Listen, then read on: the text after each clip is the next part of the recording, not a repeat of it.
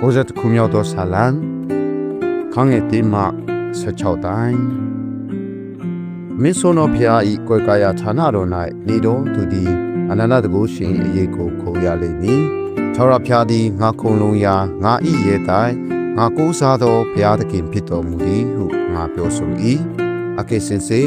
မုတ်ဆိုးဤကြောကွင်းနှင့်၎င်းတည်တတ်သောအနာနှင့်၎င်းတင့်ကိုကင်းလွတ်စေတော်မူမည်အတောင်သောအမွေတော်နှင့်ဖုံးအုပ်တော်မူ၍အတောင်သောအောက်၌တည်နေလုံခြုံစွာနေရလိမ့်မည်တစ္ဆာတော်သည်တင်ဤတိုင်းလွာဖြစ်လိမ့်မည်ညအခါဖြစ်တတ်သောဘေးကို၎င်းနေ့အချိန်၌ဖြစ်သောညကို၎င်းမောင်မိုက်ထဲမှလေတတ်သောကာလနာကို၎င်းမွန်တဲ့အချိန်၌ဖြစ်စည်းတတ်သောဘေးဥပကို၎င်းတင်ကြီးမကြောက်ရတင်ဤအနာမှလူတစ်ထောင်တင်ဤလက်ရဘက်မှလူတောင်လဲတော်လေတင်ကိုမချီမခံရတင်ဒီကိုမျက်စိနှင့်ကြည့်၍မတရားသောသူတို့၌ရောက်ရသောအပြစ်ကိုမြင်ုံမျှသာရှိလိမ့်မည်ထာဝရဘုရားသည်ငါကိုယ်လုံးရာဖြစ်တော်မူ၏ဟုတင်ဒီဆို၍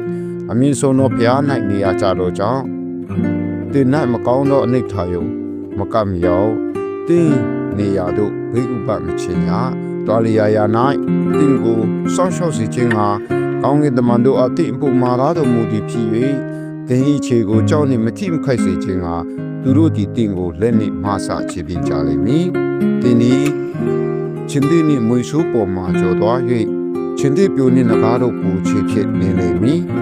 သူသည်ငါကိုချစ်သောကြောင့်သူ့ကိုငါကယ်နှုတ်မည်ငါ၏နာမကိုတည်သောကြောင့်သူ့ကိုငါချီးမြှောက်မည်သူသည်ငါကိုခေါ်တော့အခါငါထူးမည်ဒုက္ခခံရသောအခါသူ့ဘက်မှငါနေ၍ချမ်းသာပေးမည်